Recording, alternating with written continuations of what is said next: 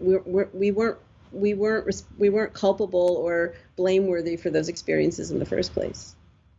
I've heard you talk, Lisa, about those moments when if you hear or see something and you have this intense reaction, such as I love it or I hate it, and you say those moments are times to stop and use the feeling as a cue to stop, and whatever is happening at those moments validates some deep belief that you've had already buried within your mind.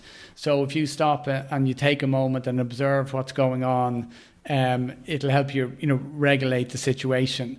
And it sounds like mindfulness to some degree, or trying to practice living in the present moment. Is that how you see it? And how can people kind of get into that tiny gap when they react intensely to something, and just to be able to mentally step back and view it for what it is? Yeah, I think it's exactly what mindfulness is. And,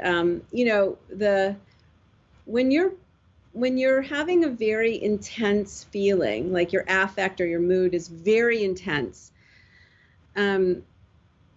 it's, we usually make sense of those episodes as emotions, and there's an urge to act very quickly.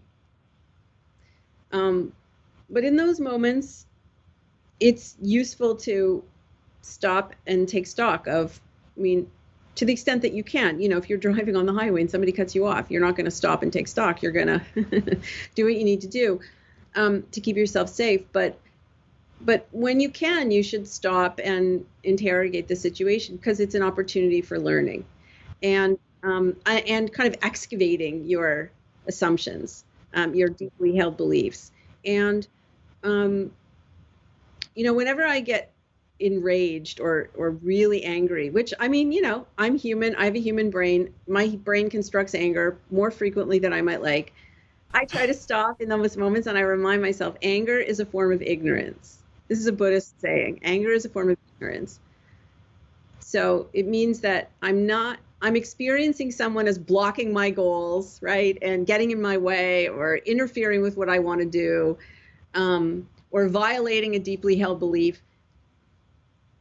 But I have to stop and consider things from their perspective.